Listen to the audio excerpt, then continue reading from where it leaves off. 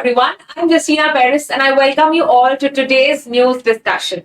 आज है 19 जुलाई 2024 एंड हम देखेंगे बहुत सारी इंपॉर्टेंट आर्टिकल्स। तो ये पहला आर्टिकल जो है फाइनेंस कमीशन के बारे में है, because now finance commission is reconstituted, the 16th finance commission. इसके पहले 15 फाइनेंस कमीशन आए हैं एंड ये जो है इस साल 16th फाइनेंस कमीशन है। So firstly we will understand ये बॉडी क्या है, what is this body about, and now it is in the news. Why so? Because unhone it is given about suggestions, as asked suggestions also from the public regarding finances. So let's understand all of the same. पहले समझते हैं कि finance commission क्या है। Finance commission की अगर हम बात करें, it is a constitutional body. That means it is mentioned in the constitution under which article? Article है 280. So Article 280 of the Constitution mentions about the Finance Commission. ये Finance Commission का function क्या है? Function ये है कि it gives recommendations on the distribution of tax revenues, यानी कि जो taxes center collect करता है वो कितना states को जाएगा, that is mainly discussed by the Finance Commission. It also discusses about states का share कितना होगा. Let us understand more about this. तो अगर हम देखते हैं functions of the Finance Commission, ये दो टाइप के होते हैं. The first one is vertical devolution, and the second one is horizontal devolution. तो अभी समझते हैं ये दो words क्या है. So when I'm telling कि states center को टैक्सेस का शेयर देंगे, जैसे states collects income tax and GST, right, corporate tax और सब कलेक्ट करती है, तो कितना परसेंटेज उनको स्टेट्स को देना होता है, that is called vertical devolution. So who decides this? This is decided by the finance commission. And one more such function of the finance commission is that it also decides कि states में आपस में, जैसे इधर state 1, state 2, state 3, among the states कितना percentage या कितना उनको मिलना चाहिए, that is also decided by the finance commission. That's why it's called as horizontal devolution among the states. How is this decided by the commission? This is through a formula. कैसा formula है ये formula है based on कि कितना state का population है, right? It also depends. देखो, there are some states which have more population, so उनको ज्यादा funding की जरूरत है. Some states are very small, right? अगर हम देखें, some states have also small geography, right? उनका geographical location या distance भी देखें छोटा है, so they will require less funds. Apart from that, there are some states who are doing very well with regard to the income level. तो ये सब factors को calculate करके, income level, fertility level, population level, geography, ये सब calculate करके, we have the Finance Commission giving out a formula कि कैसे टैक्सेस स्टेट्स में डिस्ट्रीब्यूट होंगे, right? So this was the function. Now apart from that we also see who constitutes the finance commission. This is done by the president. ये president constitute करता है and अगर हम देखें, it is done every 5th year of the every 5th year. Now what does this mean? हर 5 साल में एक बार we have this particular commission reinstated. So when was the first finance commission? It was in the year 1951. And who was the first finance commissioner? It's called he was K.C. Nyoji. ठीक है, K.C. Nyoji रहे हैं पहले chair of the finance commission. अभी के chair कौन है? That we are going to see. Arvind पनगरिया है. तो ये भी आपको नोट डाउन कर सकते हैं यहाँ पे, अरविंद पनगरिया, ठीक है, पनगरिया. ऑलराइट. इसके अलावा हम देखते हैं कौन होते हैं. You have the chairman plus 5 members. So total there are 5 members of the finance commission. And यहाँ पे most importantly जो भी finance commission बताता है कि कितना percentage देना चाहिए, is it binding on the government? Is the center have to actually follow what the finance commission has to say? The answer is no. That means it is not binding on the government. ठीक है, तो ये आपको important हमने basic समझा है with regard to the finance commission. Now coming back to the article, Let's see what does this article also cover, some important aspects. जैसे कि अभी हमने देखा फाइनेंस कमीशन क्या है, फाइनेंस कमीशन कैसे डिसाइड करता है. तो पहले के जो फाइनेंस कमीशन अभी तक आए हैं, so I told you this is the 16th one, right? That is mainly chaired by Arvind Panagaria, right? That is the NITI Aayog का वाइस चेयरमैन भी रहे हैं ये. तो इनके पहले जो 13, 14 और 15 कमीशन है, they had suggested कि सेंटर ने शेयर करना चाहिए अप्रोक्सीमेटली 32, 42 और 41% टू द स्टेट्स. इतना परसेंटेज अगर 100 में से at least 40% it should go. That is what the other finance commissions have offered. Alright, now अगर हम देखते हैं what is the problem, okay, what are the challenges and so हम देखते हैं सेंटर और स्टेट्स के आपस में बनती नहीं है. There is some sort of a friction. Why sort of a friction? When it comes to पैसा. पैसे की जब भी बात हो हमेशा लड़ाइयां होती है. तो इसमें भी जब भी हम देखते हैं कितना शेयर सेंटर को, मतलब सेंटर को स्टेट्स को देना चाहिए, उसमें से हम देखते हैं states always want more, right? They always want more. So यहाँ पे the problems that are there, let us just quickly discuss. तो पहला हम देखते हैं जो स्टेट्स कहते हैं कि जो सेंटर हमको देता है दैट इज वेरी लो, है ना, 38, 41%, ये बहुत कम है. क्यों कम है? देखो, सेंटर जो है बहुत बड़े बड़े टैक्सेस निकाल के आता है, income tax, corporate tax, GST. States on the other hand वो कौन से टैक्सेस कलेक्ट करते हैं?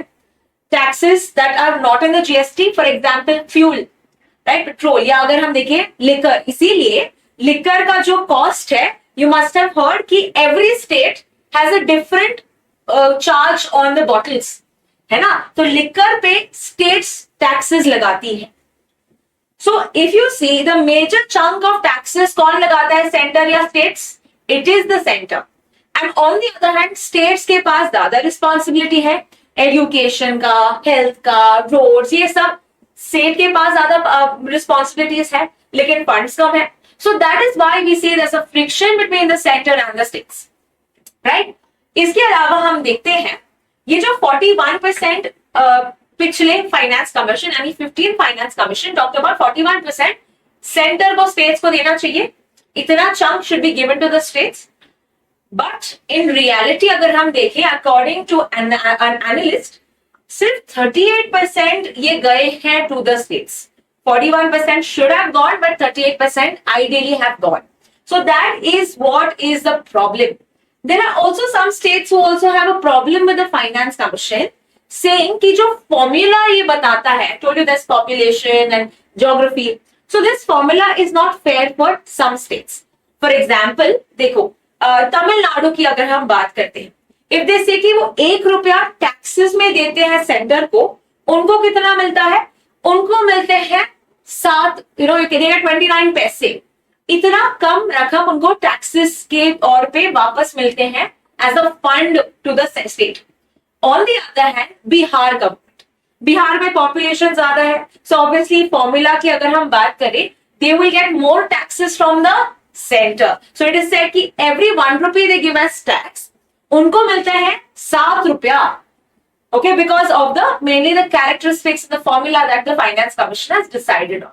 तो ये जो अनइक्वल है, क्योंकि स्टेट्स का जो भी काम है टू एंश्योर की population is under control, income level को बढ़ाए, है ना. अगर स्टेट्स ये नहीं कर रही है, उनको अच्छे खासे फंड्स मिल रहे हैं सेंटर से, so that is upsetting the south India states जैसे Tamil Nadu, Karnataka, Kerala, which are doing very well to control and बहुत अच्छी स्कीम्स और सब निकाल रहे हैं, पॉपुलेशन को कंट्रोल कर रहे हैं, फर्टिलिटी लेवल्स को कंट्रोल कर रहे हैं. And it is seen as like उनके लिए एक सॉर्ट ऑफ कॉन्फ्लिक्ट ऐसा बनता है कि हम इतना अच्छा काम करके भी हमको एक रिवॉर्ड नहीं मिल रहा है. So all of this important articles were discussed in this particular article. बहुत सारी कॉन्सेप्ट्स हमने समझे हैं with regard to the finance commission. Let's proceed to the next article. And ये जो article है given in the Hindu, and this is talking about कि 7th meeting हुआ था with regard to the narcotics coordination center. Okay, narcotics coordination center का 7th meeting. Who chaired it? It was Amit Shah. So यहाँ पे what is the meeting telling us about कि आपको सख्त से सख्त कानून लेके आना है एक्शन लेने होंगे कि ड्रग स्मगलिंग ना करो, ठीक है। ड्रग का जो स्मगलिंग होता है, ये जो नारकोटिक्स का स्मगलिंग होता है, इसको हमको और स्ट्रिक्ट एक्शन लेने पड़ेंगे। सो स्टेट्स को ये बता रहा है, ये मीटिंग जो है it is telling the states. So we are going to understand some important concepts, we are going to understand some important bodies जो नारकोटिक्स से रिलेटेड है। नाउ स्पेसिफिक टू इंडिया अगर हम कहते हैं, we are mainly sandwiched between two such important regions. Okay, what are these two important regions? आपने सुना होगा ये the golden crescent and golden triangle. Now what are these two words, golden crescent and golden triangle? Golden crescent and golden triangle are those regions in the world that have high production and trade of what? Of narcotics, of drugs. ठीक है, तो कौन से दो reason है इसके बीच में? Okay, now what is golden crescent? Golden crescent is Pakistan, Iran and Afghanistan. यहाँ पे ज्यादातर ड्रग प्रोडक्शन होता है, स्मगलिंग, ट्रेड, ये सब होता है। Apart from that, golden triangle की अगर हम बात करें, this is mainly Laos, Cambodia and Myanmar. कौन सा है? Laos, Cambodia and Myanmar. तो आपको यहाँ पे समझेगा कि इंडिया जो है, it is coming right in between this region, right? It is sandwich between golden crescent and golden triangle, जिनके कारण हम इनके कॉन्सिक्वेंसेस झेलते हैं, drug smuggling and all of that, right? So this is the problem that India is facing. Now let's get back to the article. हमारा लक्ष्य है, हमारा टारगेट है कि we want to achieve drug free India by 2047. Okay, so one more target that you need to remember: when does the government aim to achieve drug-free India? 2047. Article में बताया है, okay, in case if a citizen wants to complain with regard to some sort of a drug smuggling, उनको पता चल रहा है, अगर उनको communicate करना है to the NCB or the Narcotics Control Bureau, यहाँ पे अलग अलग web portals, toll free numbers और सब है। Now what is that called? Manas. Okay, under the मानस का फुल फॉर्म मादक पदार्थ निषेध असूचना केंद्र। ठीक है, यहाँ पे 1933 पे आप कॉल कर सकते हो, ताकि आप अगर इंफॉर्मेशन देना चाहते हो to the narcotics control bureau, citizens round the clock ये इंफॉर्मेशन पास कर सकते हैं। एंड ये अनोनिमस होगा, अनोनिमस इंफॉर्मेशन। अगर आपको पता चल रहा है कि कहीं हो रहा है, सेवन हो रहा है, या अगर कोई ट्रेड हो रहा है, तो आप इस नंबर पे कॉल कर सकते हैं। तो ये हमको आर्टिकल में भी बताया है। Now why is government mainly focusing on drug free India? Because this is also mentioned in the constitution. कौन से आर्टिकल में? आर्टिकल 47। नाउ आर्टिकल 47 जो है, it is a DPSP. DPSP का फुल फॉर्म क्या है? Directive Principles of State Policy. Directive Principles of State Policy is mainly the Constitution telling the state how to function. क्या क्या उनको करना चाहिए?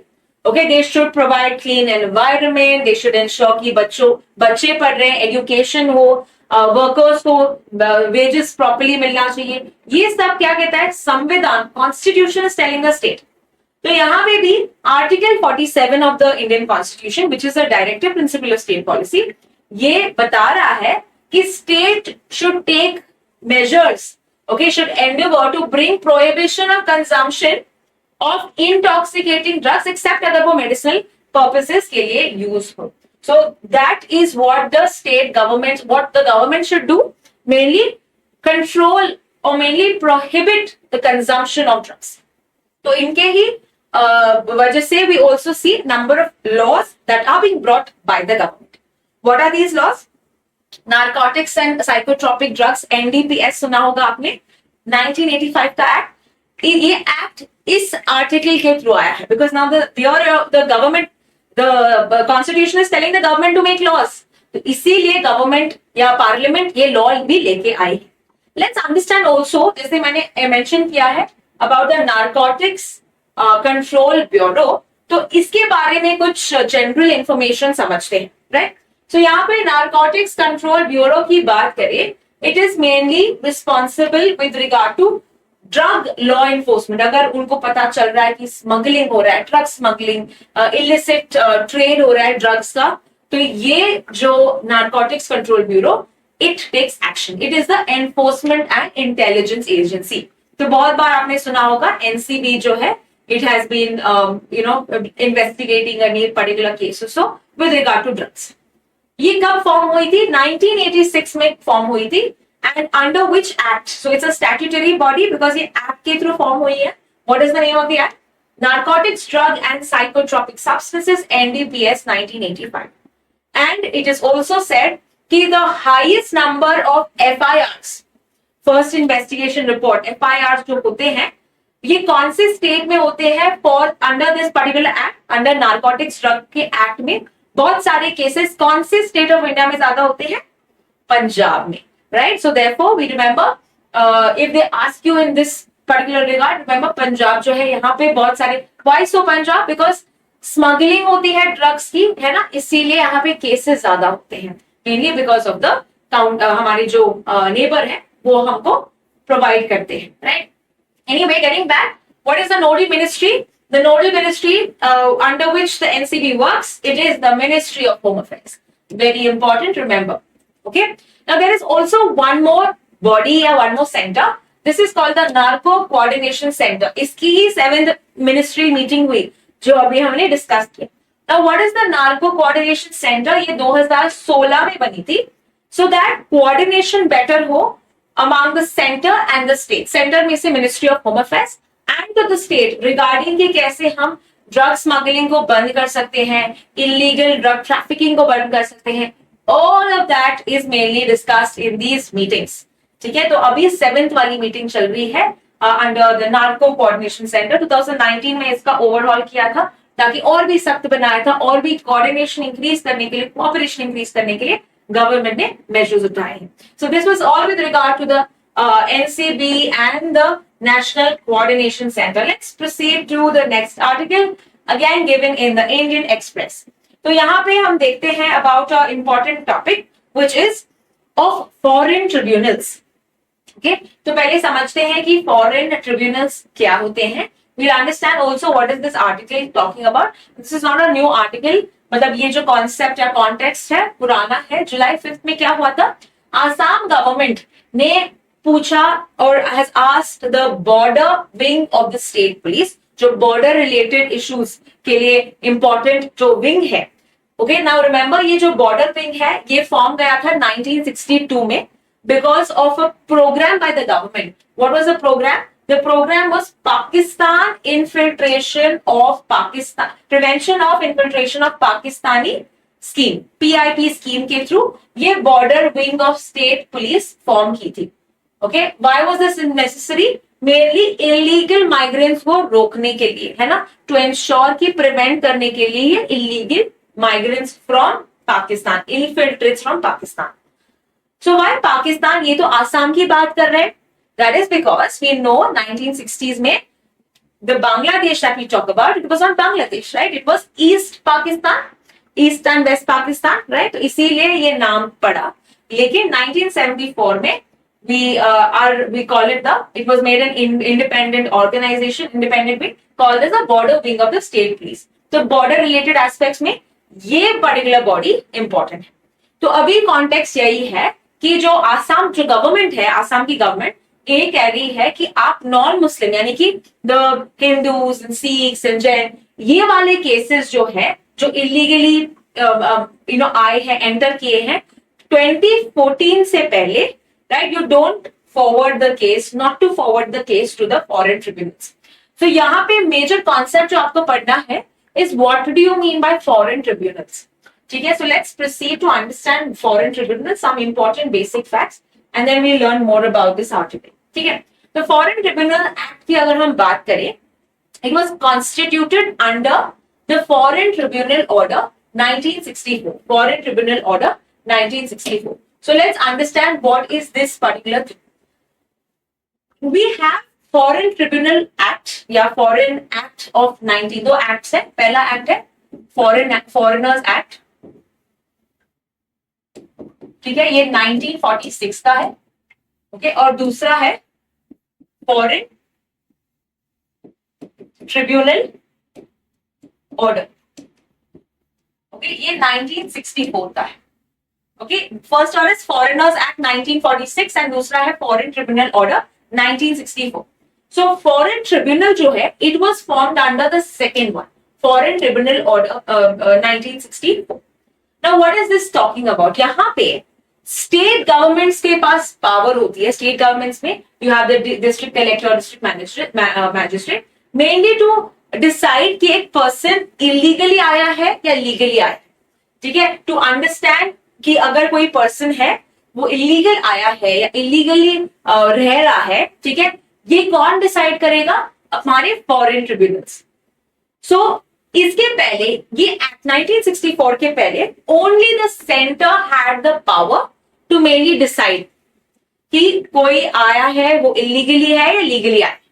किसके पास पावर होती है? सेंटर के पास, because of the foreigners act of 1946। But because we have this particular order of 1964, which came about from this 46 वाला एक्ट के थ्रू ही आया है ये, इसके वजह से state governments will now have the power to decide। ठीक है, now let's understand more।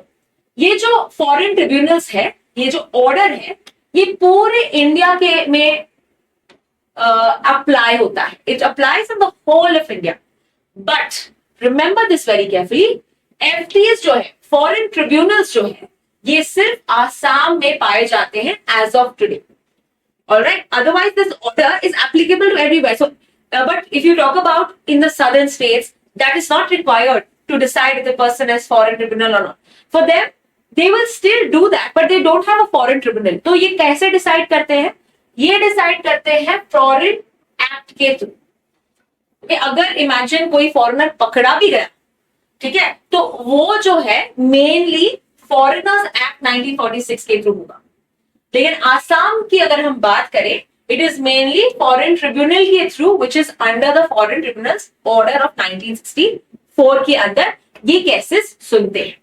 So now you've understood with regard to foreign tribunals why it's important and why specifically Assam, because यहीं पे केसेस ज्यादा सुनते हैं of this illegal migrants and all of that, right? So इसीलिए Assam is the center point or the court place where you find it. Now अगर उनको जो foreign tribunal है, they have the powers of the civil court and यहाँ पे how do they dispose of cases? ठीक है, ये भी आर्टिकल में कवर किया है। So let's have a quick understanding of the same. तो अगर हम देखते हैं, समझो कि मान लो कि फॉरेन ट्रिब्यूनल के पास एक इंफॉर्मेशन आया है कि कोई एक्स पर्सन इलीगली रह रहा है, is a foreigner illegally come to India. So यहाँ पे जो फॉरेन ट्रिब्यूनल का काम है, ये 10 दिनों में after receiving such a reference उनको एक्शन लेना पड़ेगा। कितने दिन में? 10 दिन में they have to take an action.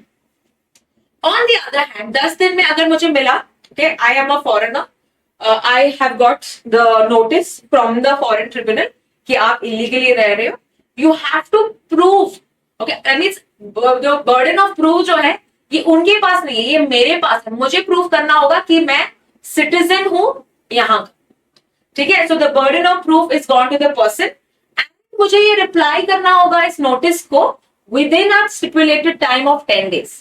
तो 10 दिन में FT ने एक्शन लिया, फॉरेन ट्रिब्यूनल ने एक्शन लिया, 10 दिन के अंदर मुझे भी रिप्लाई करना होगा कि this is my proof of citizenship, right. And ये जो पूरा जो केस है, it should be wrapped up with in 60 days. ठीक है, ये बताया है how does the FT function. 60 days के अंदर मुझे पूरा ये केस को रैप अप करना है। किसको रैप अप करना है? फॉरेन ट्रिब्यूनल, इनको डिस्पोज करना है। एंड अगर I am not able to prove my citizenship here, if I am illegally come here, तो what is the consequence of the same? मुझे यहाँ पे सेंड करते हैं डिटेंशन सेंटर, यहाँ पे अभी हम कहते हैं transit camp, okay, now we call it a transit camp, और उसके बाद मुझे डिपोर्ट किया जाता है। So this is the whole aspect when we talk about the foreign tribunal and how it works under the same. Now let's proceed to the next article. And यहाँ पे 2 नए सुप्रीम कोर्ट के जजेस select हुए हैं, appoint हुए हैं। So who are they? It is Justice K.N. Koteshwar Singh and R. Mahadevan। ठीक है, ये 2 नए जजेस आए हैं। Chief justice of India D.Y. Chandrachud is also greeting them। Okay, so now let us quickly understand कि कैसे सुप्रीम कोर्ट के जजेस अपॉइंट होते हैं। ये काफी कई बार आपने पढ़ा भी होगा, पर एक रिविजन करते हैं, ठीक है। सो फर्स्टली जजेस कैसे अपॉइंट होते हैं, कितने होते हैं, टोटल स्ट्रेंथ क्या है, टोटल स्ट्रेंथ है 34 जजेस, यानी कि 33 सुप्रीम कोर्ट जजेस प्लस 1 सीजेआई, तो टोटल कितना हुआ 34। ओके, यहाँ पे अगर हम पहले बात करें, आइडियली मतलब ओरिजिनली कॉन्स्टिट्यूशन 8 जजेस थे, पर ये नंबर इंक्रीज होता गया, क्यों, केसेस इतने बढ़ गए थे, है ना, तो इसीलिए the number has increase. And if you see हाल ही में तो 32 थे, अभी 2 होके now it has reached the full strength of 34, otherwise it was currently only 32। So यहाँ पे we have achieved the full strength of 34 जजेस, 33 प्लस 1। इनके अलावा हम देखते हैं किसके पास पावर होती है to increase the number of जजेस, ये 8 से 10 या 33 से 40 होना चाहिए, तो ये कौन बताएगा, ये बताएगा हमारा parliament. Okay, so parliament has the power to increase the number of judges over time. Now, what is the qualification? Qualification क्या है, अगर जज ऑफ द सुप्रीम कोर्ट बनना है तो, एज एन अपॉइंटमेंट होना है तो, सो फर्स्टली जाहिर सी बात है इंडियन होना चाहिए, so you should be a citizen of India, he should be a जज of the high court at least 5 साल, okay, he should be at least जज of high court for at least 5 years or 2 such courts in succession, या he should be advocate for at least 10 years, advocate of the high court for at least 10 years, or a distinguished jurist in the opinion of the president. तो ये है criteria. And अगर हम देखते हैं एक appointment इनका जो प्रोसीजर है ये कैसे होता है, ये एक सिस्टम है that is called as the collegium system. Have you heard of the collegium system? Collegium system में क्या होता है, ये जो डेवलपमेंट है, ओके, दिस प्रोसेस ऑफ कैसे जज को सिलेक्ट करते हैं एज अ सुप्रीम कोर्ट जज, this developed through supreme court cases. एक अमेंडमेंट भी किया था वैसे, okay, it's called as NJSC, national judicial appointment commission, ठीक है, एनजेएससी 99th कॉन्स्टिट्यूशनल अमेंडमेंट था ये, लेकिन ये अनकॉन्स्टिट्यूशनल माना गया है by the supreme court. Why was the NJSC not selected as an appointment? Because NJSC में गवर्नमेंट डिसाइड करती है कि कौन सुप्रीम कोर्ट जज बनना है, right? So this was against the supreme courts principle of independent judiciary, इसीलिए इसको रद्द, इसको अनकॉन्स्टिट्यूशनल या इसको वॉइड माना गया है। The 99th constitutional amendment, that is national judicial appointments committee. तो फिर अपॉइंटमेंट कैसे होता है? The collegium system. Collegium system में कौन डिसाइड करता है कि कौन सिलेक्ट होना चाहिए एज अ जज? It is the supreme court itself. तो ये 5 मेंबर का बॉडी होता है। How 5? 1 is your CJI plus 4 senior most judges of the supreme court, ठीक है। सो इट्स अ 5 member बॉडी जहां पे एक होता है आपका CJI और बाकी के 4 will be your senior most जजेस ऑफ द सुप्रीम कोर्ट। तो ये डिसाइड करते हैं कि कौन आना चाहिए, किसको अपॉइंट करने चाहिए as the next as the supreme court जज। So this is the major aspects that we talk about जब हम डिस्कस करते हैं व्हाट इज द जज and you know all of this thing. Alright, so this is the major aspect with regard to this. Let's proceed to the next article. यहाँ पे हम देखते हैं 800 एलिफेंट्स मर गए हैं in Kerala in the last 8 years, big number. So we want to understand about Project Elephant, okay? यहाँ पे कुछ important facts जान लेते हैं about this mighty animal. So बहुत बार हमने टाइगर प्रोजेक्ट और सब किया है, एलिफेंट प्रोजेक्ट नहीं किया, तो let me also discuss about the elephant project, right? Elephant project की अगर हम बात करें, it was launched in the year 1992, ठीक है, 23 states में कवर होता है। And why specifically elephants? Elephants has the largest, India has the largest number of wild elephants. Asian elephants की अगर हम बात करें, इंडिया में सबसे ज्यादा इसका कॉन्सेंट्रेशन मात्रा पाई जाती है। If I ask you which state in India has the highest number of population, now you may be wondering it may be Kerala, because article Kerala के बारे में है, but it is not, it is Karnataka. Karnataka जो है, यहाँ पे मैक्सिमम नंबर ऑफ एलिफेंट्स पाए जाते हैं। And you must have mostly heard कि केरला में बहुत सारे एलिफेंट राइड्स होते हैं, यू नो, बहुत सारे टूरिस्ट प्लेसेस में एलिफेंट का जो है, जैसे Kerala, Sri Lanka, these are the more famous places where you find. But remember India में ज्यादा पाए जाते हैं एंड कहाँ इंडिया में, कर्नाटका में. सो एलिफेंट जो है, okay, it is called as the national heritage animal of India. हम टाइम मेमोरियल से देखते हैं एलिफेंट, जैसे मुगल की पीरियड में एक बात करें या उसकी पहले बात करें, एलिफेंट्स का ज्यादा इस्तेमाल हुआ है. So that is why it's called like the national heritage. War में भी इसका इस्तेमाल होता है. So royal kind of a feeling when you see an elephant, right? It is also called as the keystone species, right? A very important species in an ecosystem to balance out the ecosystem. Highest emotional intelligence होता है, ठीक है, intelligence level भी काफी high होता है इन जानवरों का. So this is some important aspects. And हम देखते हैं कि काफी रीजंस की वजह से there have been a decline in the numbers. If you talk about IUCN number, IUCN जो है, right, हर एनिमल का होता है कि वो vulnerable है या endangered है या critically endangered है. तो अगर हम कहें एशियन एलिफेंट्स की, what is the IUCN status? IUCN status is endangered. Okay, काफी इंपॉर्टेंट है, याद करो. प्रोजेक्ट टाइगर में भी हमने देखा है कि ये endangered है. Project elephant also, remember elephants are endangered. So ऐसे करके याद रखो with regard to some important IUCN species, IUCN status of certain species. So बहुत टाइम हम देखते हैं, they are now, you can see that there is a death of around 800 elephants. What is the reason for it? Okay, यहाँ पे man animal conflict होता है ना, ये मर जाते हैं, रेलवे ट्रैक्स पे आते हैं. So all of these reasons are lead to the shrinking of the elephants. Okay, so this is one important aspect that we can remember. तो आइए अगले आर्टिकल की तरफ. The next article of course is an editorial. Okay, now very important editorial because बहुत सारे interesting facts मुझे दिखे इस आर्टिकल में जो आपके एग्जाम के लिए काफी इंपॉर्टेंट है. सो ये जो आर्टिकल है ये कहता है with regard to tree plantation schemes. Tree plantation schemes का मतलब क्या है? जो पेड़ लगाने का स्कीम्स होता है. फॉर एग्जाम्पल हमारा जो अर्लीस्ट KM मुंशी थे, हमारे इंडियन एग्रीकल्चर मिनिस्टर 1950s में, इन्होंने लॉन्च किया था Van Mahotsav, festival of trees. Okay, in this mainly to increase the number of trees, Van Mahotsav, festival of trees. Recently हमने देखा था 5 जून 2024 में प्राइम मिनिस्टर ऑल्सो हैड एक पेड़ माँ के नाम, एक पेड़ माँ के नाम. किसने स्टार्ट किया था? ये प्राइम मिनिस्टर ने, right.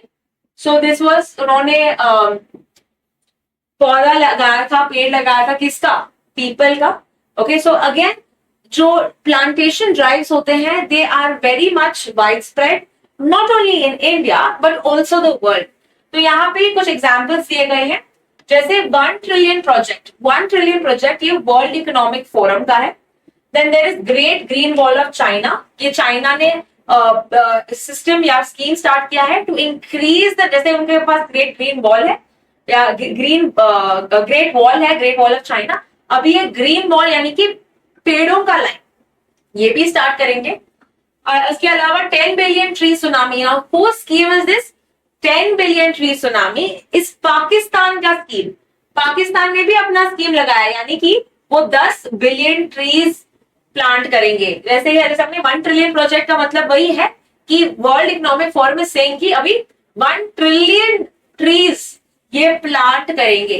So these are all the important aspects. के बॉन्ड चैलेंज भी है, 150 million hectares of degraded forested landscape.